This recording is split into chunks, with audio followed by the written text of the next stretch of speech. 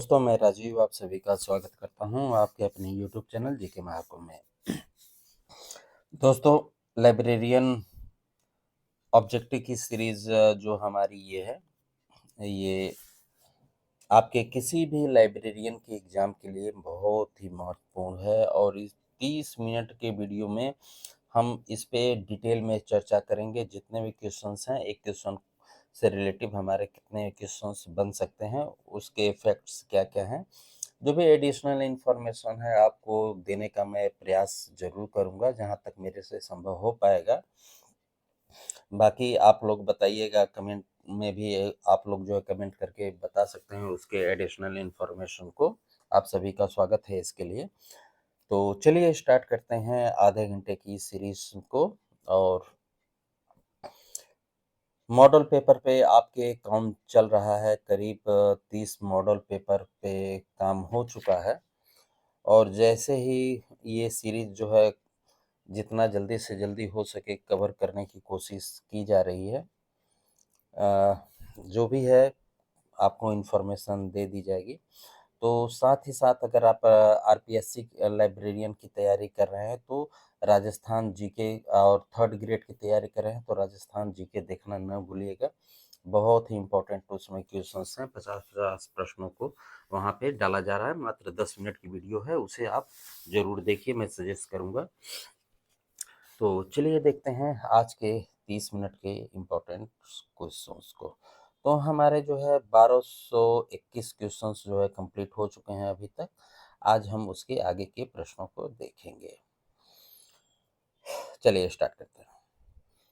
पहला क्वेश्चन कह रहा है, निम्नलिखित में से मार्केटिंग मिक्स का उत्पादन कौन सा है?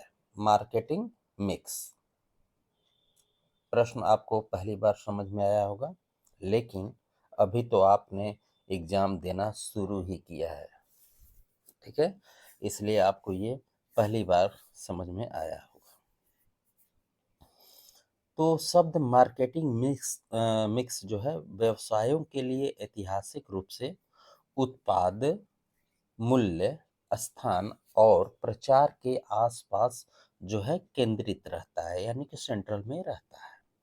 मार्केटिंग मिक्स को मार्केटिंग टूल के सेट के रूप में जो है परिभाषित किया गया है, जो फर्म होती हैं लक्ष्य के लिए बाजार में अपने मार्केटिंग उद्देश्यों का आगे बढ़ने के लिए प्रयोग करता है। ठीक है, तो क्या समझ में आया आपके? मार्केटिंग मिक्स का उत्पाद जो है पदार्थ से है, यानी कि प्रोडक्ट से है। ठीक है, आगे देखते हैं अगले प्रश्न को। अगर थोड़ा सा छोटा कर लिया जाए। अगला प्रश्न हमारा कह रहा है, प्रबंधन पुस्तकालय प्रबंधन का कौन सा स्तर नीतियों के क्रियान्वित नयन के लिए जो है उत्तरदायित्व है? नीतियों की बात यहाँ पर हो रही है, तो मध्य स्तर है। ठीक है, इसमें 3 स्तर होते हैं। ठीक है, तो इसमें मध्य स्तर है, ऑप्शन इसका बी है। आगे देखते हैं, अगला प्रश्न हमारा कह रहा है कि प्रबंधन विज्ञान और शोध प्रविधियां किस विधि द्वारा जो है बनते हैं? किस विधि द्वारा जो है बनते हैं? तो इसका राइट आंसर है ऑप्शन ए, आसवन के द्वारा प्रबंधन विज्ञान और शोध प्रविधियां बनते हैं। अगला प्रश्न देखते हैं। अगला प्रश्न हमारा है, PERT का पूरा नाम क्या है? यानी कि पर्ट इसको कहते हैं, तो पर्ट का पूरा नाम क्या है? तो program evaluation and review technique. ठीक है, इसका पूरा नाम है। तो ऑप्शन ऑप्शन सी इसका नाम होगा।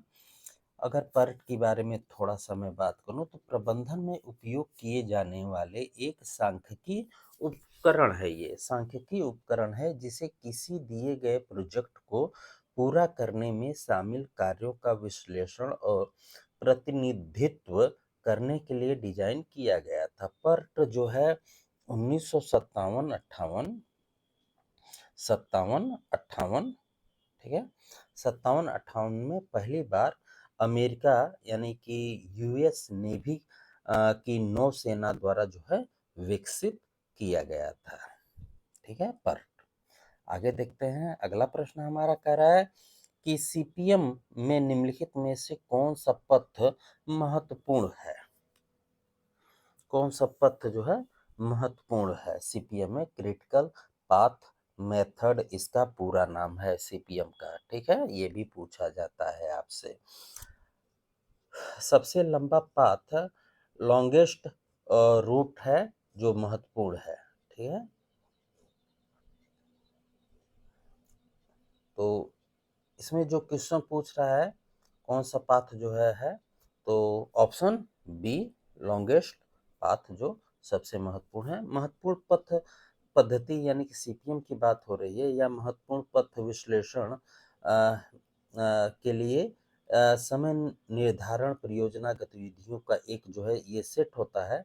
यह आमतौर पर कार्यक्रम मूल्यांकन और समीक्षा तकनीक के यानी कि पर्ट के साथ समायोजन में उपयोग किया जाता है। एक महत्वपूर्ण पथ निर्भर गतिविधियों की सबसे लंबी अवधि की पहचान करके उन्हें शुरू से अंत तक पूरा करने के लिए आवश्यक समय को मापने के लिए निर्धारित किया जाता है।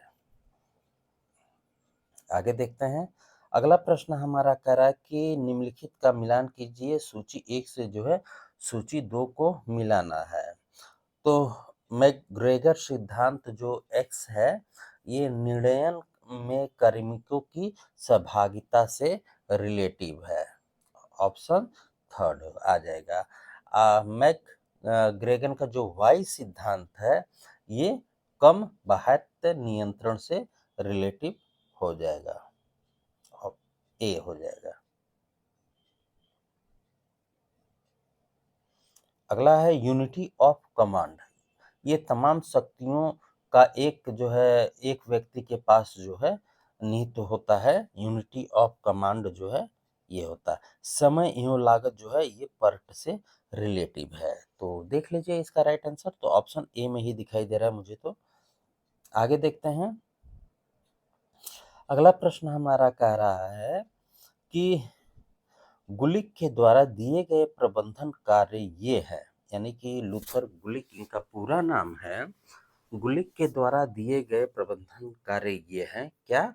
योजना, संगठन, कार्मिक, समन्वय, निर्देशन, डैश क्या है? तो रिपोर्टिंग और बस्टिंग है। ठीक है, यानी कि प्रतिवेदन एवं बजट तैयार करना है। अब इसके बारे में थोड़ा सा आप समझ लीजिए। ये क्वेश्चंस जो है आपसे बार बार पूछा जाएगा। पूछा जाएगा क्या पूछा जाएगा? Post Corp. ठीक है, कहाँ लिखें? थोड़ी सी मेरे पास डैशबोर्ड तो नहीं है मित्रों, क्या किया जाए? आपका सपोर्ट रहा तो वो भी हो जाएगा। POSTCORB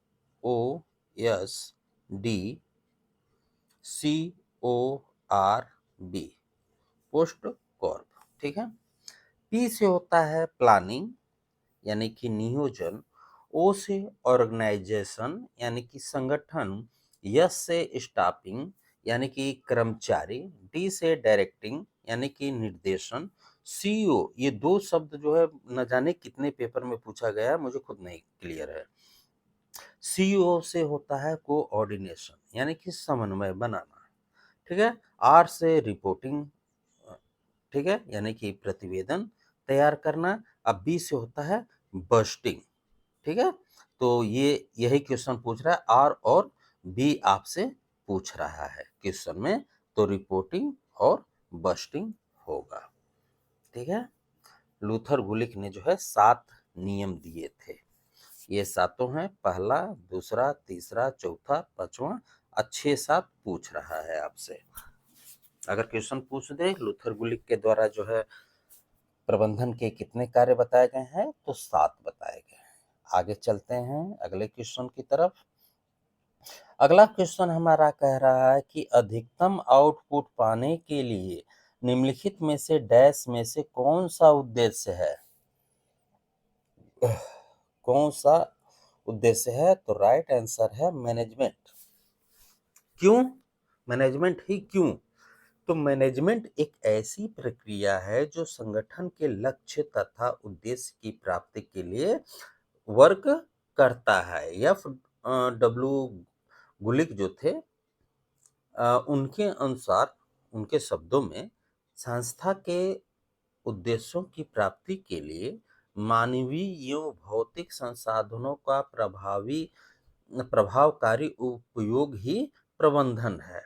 ये स्टेटमेंट पूछे जाएंगे आपसे। अगर आपने ये पूरी मेरी सीरीज देख ली ना दोस्तों, भाई, तो आप यकीन मानिए आपका कुछ भला जरूर हो जाएगा। ठीक है। एफ डब्ल्यू गुलिक के द्वारा जो है क्या कहा है इन्होंने, संस्था के उद्देश्यों की प्राप्ति के लिए मानवीय एवं भौतिक संसाधनों का प्रभावकारी उद्देश्य ही प्रबंधन है। पहला स्टेटमेंट। दूसरा स्टेटमेंट आप नोट कर लीजिए। हेनरी फ्योल ने कहा था कि प्रबंधन का आशय जो है पूर्वानुमान लगाना एवं योजना बनाना। क्या? पूर्वानुमान लगाना एवं योजना बनाना, संगठित करना, निर्देश देना तथा नियंत्रण करना है।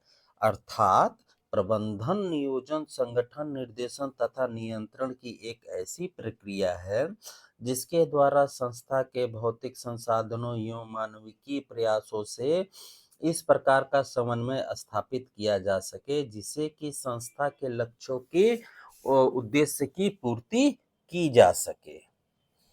समझ गए होंगे मैनेजमेंट क्यों जरूरी है। आगे चलते हैं। अगला प्रश्न हमारा कह रहा है सीपीएम। सीपीएम का प्रतिपादन किसने किया? क्रिटिकल पाथ मेथड का किसने किया?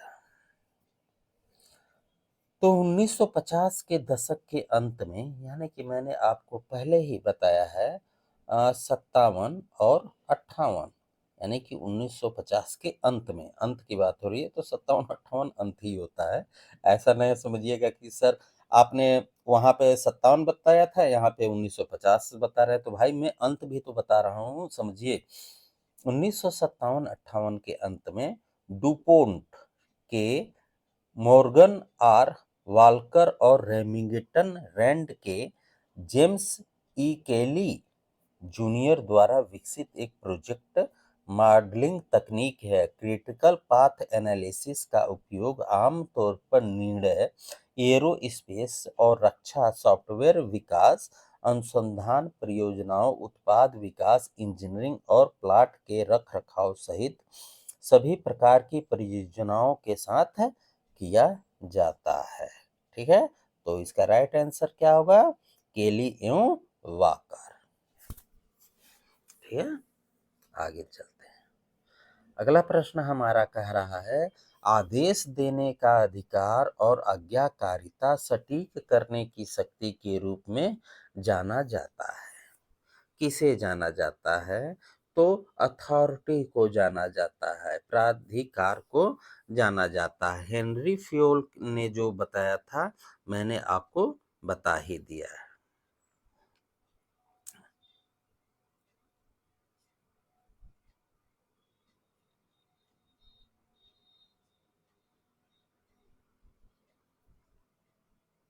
आगे चलते हैं। एक स्टेटमेंट्स और है अथॉरिटी के बारे में, हेनरी फ्योल का है। स्टेटमेंट्स है अथॉरिटी इज नथिंग। क्या कहा है? Authority is nothing put the rights or the power with the security which the organization provide then with the aim of augmentation of attain common organization goal। ठीक है। चलिए, ये statements जो है प्राधिकरण के लिए हेनरी फ्योल के द्वारा दिया गया था। आगे चलते हैं। अगला प्रश्न हमारा कह रहा है सूचना प्रबंधन प्रणाली द्वारा सूचना प्रदान की जाती है। सूचना प्रबंधन प्रणाली द्वारा जो है सूचना प्रदान की जाती है। तो इसका राइट आंसर निर्णय लेने के लिए ऑप्शन ए, यानी कि मैनेजमेंट इंफॉर्मेशन सेंटर की सॉरी, इंफॉर्मेशन मैनेजमेंट सिस्टम की बात हो रही है, सिस्टम की बात हो रही है, यानी कि बात हो रही है MIS की। ठीक है, इसका पूरा नाम है मैनेजमेंट इंफॉर्मेशन सेंटर। सेंटर फिर बोल दिया मैंने, सिस्टम। ठीक है, एक सूचना प्रणाली है जिसका उपयोग किसी संस्था में निर्णय लेने के लिए किया जाता है और एक संगठन में सूचना के समन्वय, नियंत्रण, विश्लेषण और दृश्य के लिए किया जाता है। MIS को 5 युगों में जो है विभाजित किया जा सकता है, जो मूल रूप से केथेन, नाप नोट कर लीजिएगा, केथेन है, केथेन, केनेथ है, अ, केनेथ है, केनेथ, केनेथ है, केनेथ सी लॉकडाउन, केनेथ सी लॉकडाउन, वही लॉकडाउन जो लगा था। ठीक है, वही लॉकडाउन है। वो लॉकडाउन नहीं, इनका नाम है केथेन सी लॉकडाउन और जेन लॉकडाउन के द्वारा उनके सेमिनल पाठ्यक्रम प्रबंधन सूचना प्रणाली में देखे जाते हैं। क्या क्या? पहला मेन फ्रेम और मिनी कंप्यूटरिंग, दूसरा पर्सनल कंप्यूटर, तीसरा क्लाइंट सर्वर नेटवर्क और चौथा इंटरप्राइज प्राइज कंप्यूटिंग, पांचवा जो है क्लाउड कंप्यूटिंग। MIS के द्वारा निम्न प्रकार के जो है कार्य भी किए जाते हैं। क्या क्या किए जाते हैं? MIS एक कंपनी को प्रतिस्पर्धात्मक लाभ प्राप्त करने में मदद कर सकता है। निर्णय लेने के लिए MIS रिपोर्ट का उपयोग किया जा सकता है और संचार नियोजन उपकरण के रूप में कार्य किया जा सकता है। ये है MIS। आगे देखते हैं, अगला प्रश्न हमारा कह रहा है कि SWOT में O क्या है, यानी कि O आपसे पूछ रहा है। तो O जो है अपॉर्चुनिटी है, यानी कि अवसर है, और स्ट्रेंथ्स, वीकनेस, अपॉर्चुनिटी, थ्रेट्स जो है एक रणनीतिक नियोजन तकनीक है जिसका उपयोग किसी व्यक्ति या संगठन को व्यावसायिक प्रतिस्पर्धा या परियोजन में संबंधित शक्तियों, कमजोरियों, अवसरों और खतरों की पहचान करने में मदद करने के लिए किया जाता है। आगे देखते हैं, अगला प्रश्न हमारा है कि पर्ट तकनीक निम्नांकित में से किसके लिए है, किसके लिए है इसमें से? तो प्रणाली विश्लेषण है, यानी कि सिस्टम एनालिसिस है, और इसके बारे में मैंने पहले ही बता दिया आपको। अगला प्रश्न है कि पर्ट का अर्थ है, तो प्रोग्राम एवल्यूएशन रिव्यूज टेक्निक। ठीक है, आगे देखते हैं अगला प्रश्न को।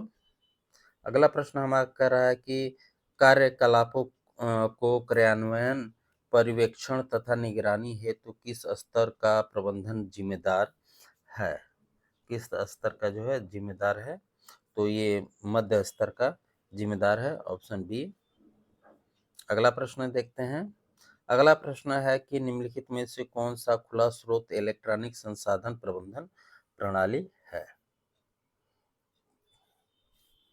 तो कोरल, ऑप्शन बी, कोरल एक इलेक्ट्रॉनिक संसाधन प्रबंधन प्रणाली है जिसे university of northern DIMMs Herzberg libraries द्वारा जो है शुरू किया गया था, और पहला मॉड्यूल जो है लाइसेंस 2010 में खुले मॉड्यूल्स को स्वतंत्र रूप से स्थापित किया जा सकता है। आगे देखते हैं, अगला प्रश्न हमारा है कि पुस्तकालय प्रबंधन के साथ प्रबंधन के वैज्ञानिक सिद्धांत का वर्गीकरण जो है किसने किया है? तो EJ वाइंस ने जो है पुस्तकालय प्रबंधन के साथ वैज्ञानिक सिद्धांतों का वर्गीकरण EJ वाइंस ने किया है, ऑप्शन ए। आगे देखते हैं, अगला प्रश्न है 1950 में CPM पद्धति किसने विकसित की थी? 1950 के दशक में CPM विकसित की थी, तो मैंने आपको बताया है कि कैली और वाकर ने, ऑप्शन बी। अगला प्रश्न है, संसाधन विवरण फ्रेमवर्क में क्या समाविष्ट है? क्या समाविष्ट है?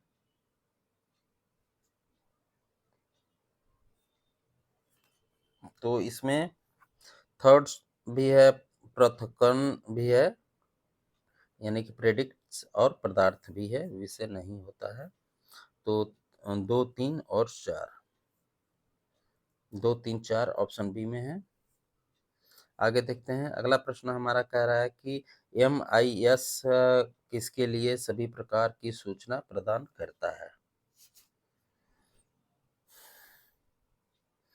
तो MIS जो है मैनेजमेंट इंफॉर्मेशन सिस्टम है, संगठन के प्रबंधन हेतु, बजट निर्माण हेतु, प्रशासन हेतु और निर्णय निर्माण आदि हेतु जो है विभिन्न प्रकार की सूचना प्रदान करता है। तो इसमें बजट भी दिया हुआ है और संगठन के प्रबंधन भी दिया हुआ है और प्रशासन हेतु भी दिया है, निर्णय हेतु भी दिया है। तो ये चारों ऑप्शन जो है इसके राइट है, इसलिए इसका राइट आंसर कुछ भी नहीं होगा।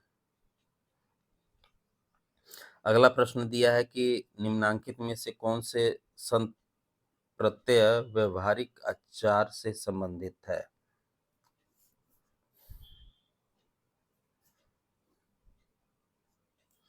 तो जवाब देता ये भी है, और जो है उच्च गुणवत्ता की सेवा ये भी है। तो इसका राइट आंसर देख लीजिए।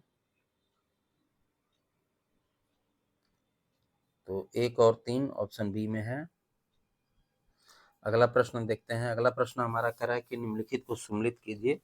सूची 1 से जो है सूची 2 को मिलाना है, तो थोड़ा सा इसे छोटा करना पड़ेगा, तभी जो है आ पाएगा, नहीं तो नहीं आ पाएगा ये। तो गुणवत्तापूर्ण शोध जो है ये समूहों, समुदायों, व्यक्तियों आदि द्वारा जो है यथा अनुभूत वास्तविकता का वर्णन करता है। गुणवत्तापूर्ण, तो ए का जो है बी यानी कि सेकंड हो जाएगा। और परिगणनात्मक शोध जो है ये मापन तथा सांख्यिकीय विश्लेषण का उपयोग करता है। तो बी का जो है 3 हो जाएगा। अनुदैर्ध्य शोध जो है ये किसी कालावधि में जो है समस्या अथवा घटना का अध्ययन करता है, 3 हो जाएगा। और डी का 4 हो जाएगा। तो इसका राइट आंसर देख लीजिए। तो इसका राइट आंसर ऑप्शन बी में है। आगे देखते हैं अगले प्रश्न को। अगला प्रश्न हमारा कह रहा है कि एक सक्षम विवरण योजना में डैश में शामिल है। क्या क्या शामिल है?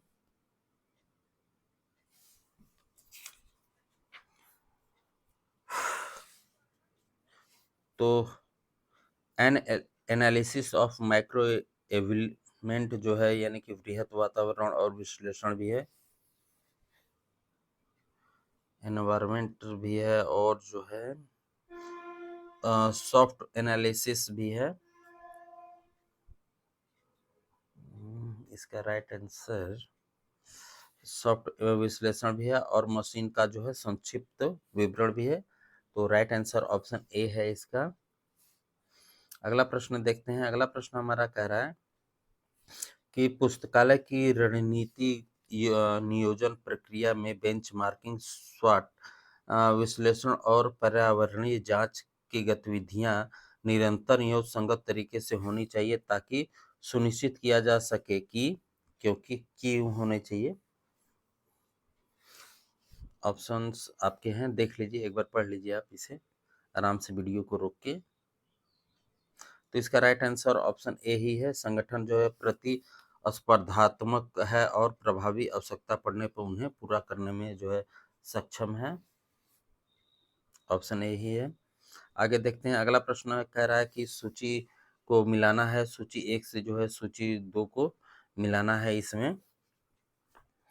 तो पेरेटो चार्ट ये जो है उत्पादन लाइन में प्रत्येक समस्या की तीव्रता की पहचान करता है। ऑप्शन थर्ड में है। फिश बॉन्ड डायग्राम जो है ये खामियों या समस्याओं से रिलेटिव है। और जो है फ्लोट चार्ट जो है ये किसी प्रक्रिया में चरणों के चित्रात्मक प्रस्तुति है और जांच शीट जो है ये अभिलेखन चर का उपकरण है। तो इसका राइट आंसर ऑप्शन डी में है। आगे देखते हैं। अगला प्रश्न हमारा है कि विवरण संप्रेषण में आइडा के सही तत्वों की जो है पहचान करें। सही तत्वों की पहचान करें इसमें।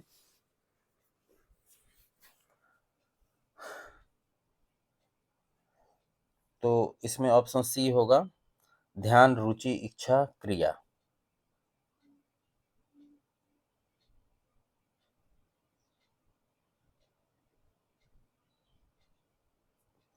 अगला प्रश्न, निम्नलिखित में से किसने क्रिटिकल क्रिटिकल पाथ मेथड को जो है तैयार किया था? किसने जो है क्रिटिकल पाथ मेथड को तैयार किया था? तो Morgan R Walker and James E Kelley ने जो है क्रिटिकल पाथ मेथड को जो है विकसित किया था। तो इसका राइट आंसर ऑप्शन बी सही है इसमें। आगे देखते हैं। अगला प्रश्न हमारा कह रहा है कि प्रबंधन के 3 स्तर कौन-कौन से हैं? तो मैंने आपको बताया ही अभी थोड़ी देर पहले ही कि प्रबंधन के 3 स्तर हैं, टॉप, मिडिल और लो। तो ऑप्शन बी है। अगला प्रश्न हमारा है, निम्नलिखित में से कौन सा संक्षिप्त शब्द जो है वैज्ञानिक प्रबंधन के कार्यात्मक तत्वों को जो है बतलाता है? तो पोस्ट कॉर्ब जो है प्लानिंग, ऑर्गेनाइजेशन, स्टाफिंग, डायरेक्शन और कोऑर्डिनेशन, रिपोर्टिंग, बस्टिंग, ये जो है। अगला प्रश्न देखते हैं। अगला प्रश्न है, एमबीओ मैनेजमेंट बाय ऑब्जेक्टिव है इसका पूरा नाम। तो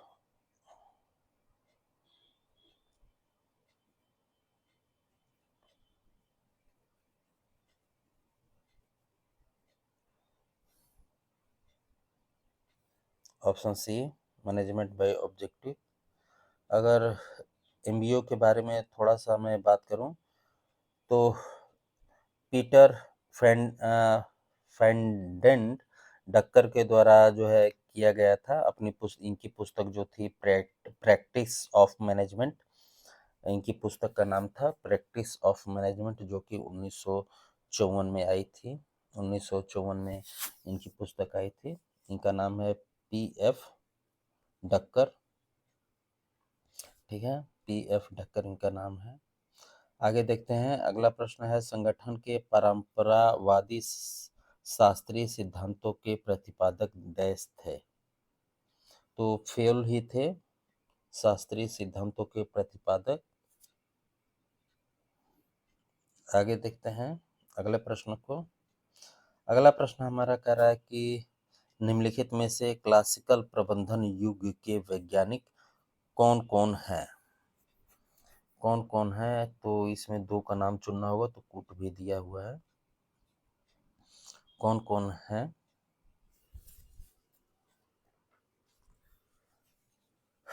तो एफ डब्ल्यू टेलर हैं और जो है हेनरी फ्योल है। एफ डब्ल्यू टेलर और हेनरी फ्योल है। तो इसमें राइट आंसर ऑप्शन बी में है। एफ डब्ल्यू टेलर को जो है वैज्ञानिक प्रबंधन का जनक माना जाता है। एफ डब्ल्यू टेलर को जो है वैज्ञानिक प्रबंधन का जनक इनको माना जाता है। और हेनरी फ्योल ने जो है प्रबंधन के 14 सिद्धांतों को सूचीबद्ध किया हुआ है। ये भी आपको ध्यान रखना है। क्या क्या है यहाँ मैंने नीचे दे दिया है।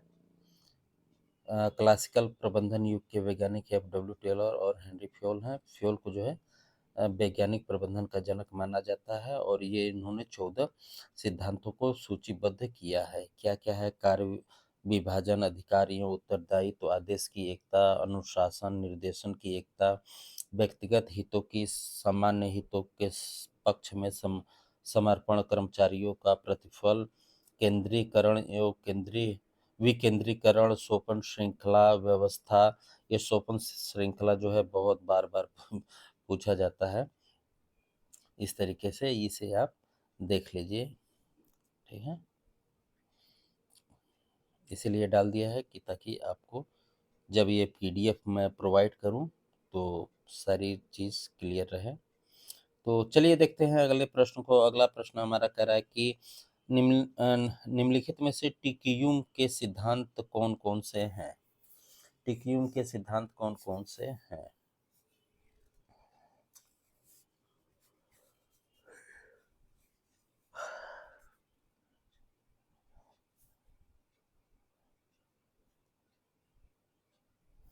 तो इसका राइट आंसर ऑप्शन डी में है। सी और डी है, ग्राहक पर ध्यान देना और सतत परिष्कार, ये है। टिकियुम के जो है टोटल 8 सिद्धांत हैं। कौन-कौन से हैं? ग्राहक पर फोकस, कुल कर्मचारी पर प्रतिबद्धता, प्रक्रिया दृष्टिकोण, एकीकृत प्रणाली, रणनीति और व्यवस्थित दृष्टिकोण, निरंतर सुधार, तथ्य आधारित निर्णय लेना और संचार। ये जो है टिकियुम के 8 जो है बिंदु हैं। आगे देखते हैं अगला प्रश्न हमारा है कि विवरण की तकनीकें कौन-कौन सी हैं? विवरण की तकनीकें जो है कौन-कौन सी हैं? तो संगठन विश्लेषण, सहकारी विश्लेषण, राइट आंसर ऑप्शन बी है।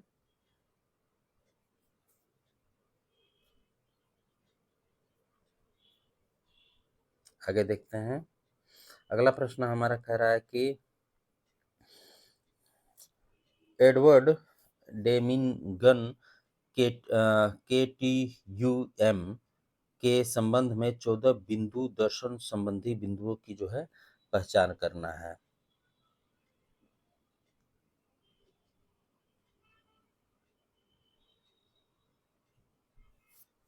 एडवर्ड,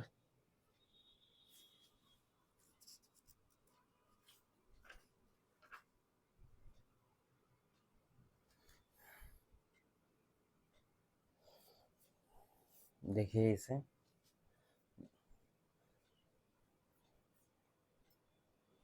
तो इसका राइट आंसर ऑप्शन ए है। 3 और 4 है। अड़चन डालने वाला व्यवधान और जो है प्रबोधनों का निरसन 4 है। और टिकियुम के जो है 14 बिंदु जो है ये हैं, मैंने नीचे जो है लिख दिया है। एडवर्ड डेमिंगन के जो है टोटल क्वांटिटी मैनेजमेंट से संबंधित जो है 14 बिंदु हैं ये। इसे आप देख लीजिएगा एक बार वीडियो को रोक के।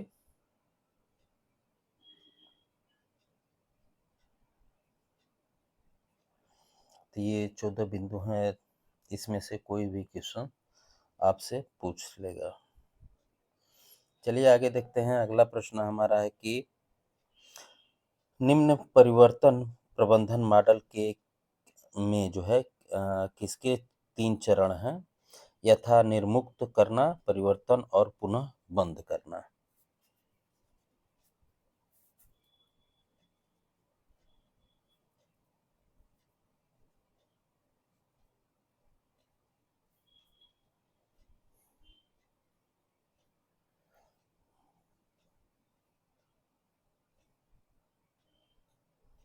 मैंने आपको शायद एक क्वेश्चन का आंसर गलत बता दिया है, जहाँ तक मुझे है। विवरण की तकनीक कौन-कौन सी हैं? तो ये है, शायद मैंने ऑप्शन बी बताया था। ऑप्शन डी है इसका राइट आंसर, बाजार विश्लेषण, उपयोगिता विश्लेषण। यही आपका राइट आंसर है।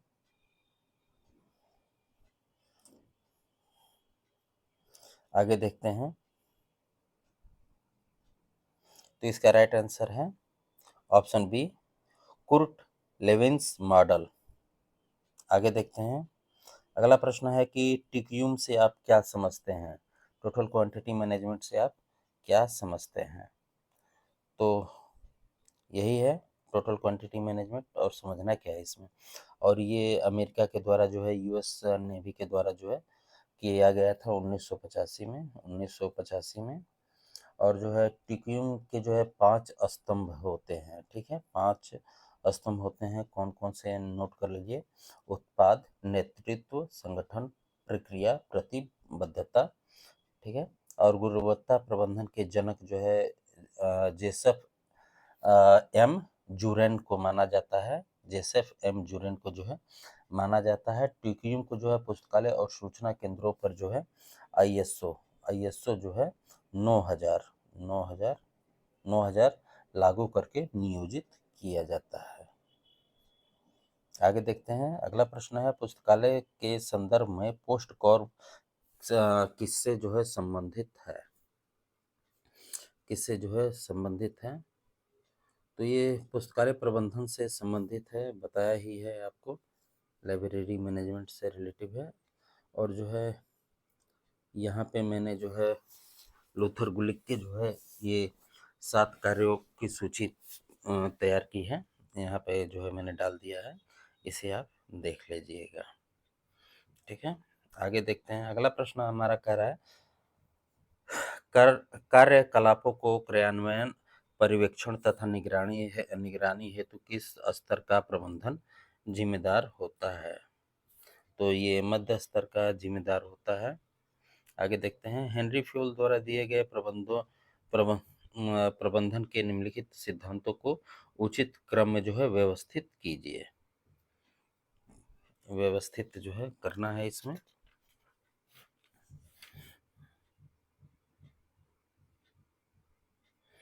तो सबसे पहले आपका जो है डिवीजन ऑफ वर्क आ जाएगा, ये आ जाएगा। फिर अथॉरिटी ऑफ रिस्पॉन्सिबिलिटी आ जाएगा, डिसिप्लिन आ जाएगा, यूनिटी ऑफ कमांड आ जाएगा। तो इसके अनुसार जो है इसका सीक्वेंस आप देख लीजिए, ऑप्शन बी में है। दोस्तों जो है 37 मिनट हो गए हैं आज, तो ये वीडियो को यहीं पर रोक रहे हैं। आगे की वीडियो जो है कल प्रोवाइड की जाएगी।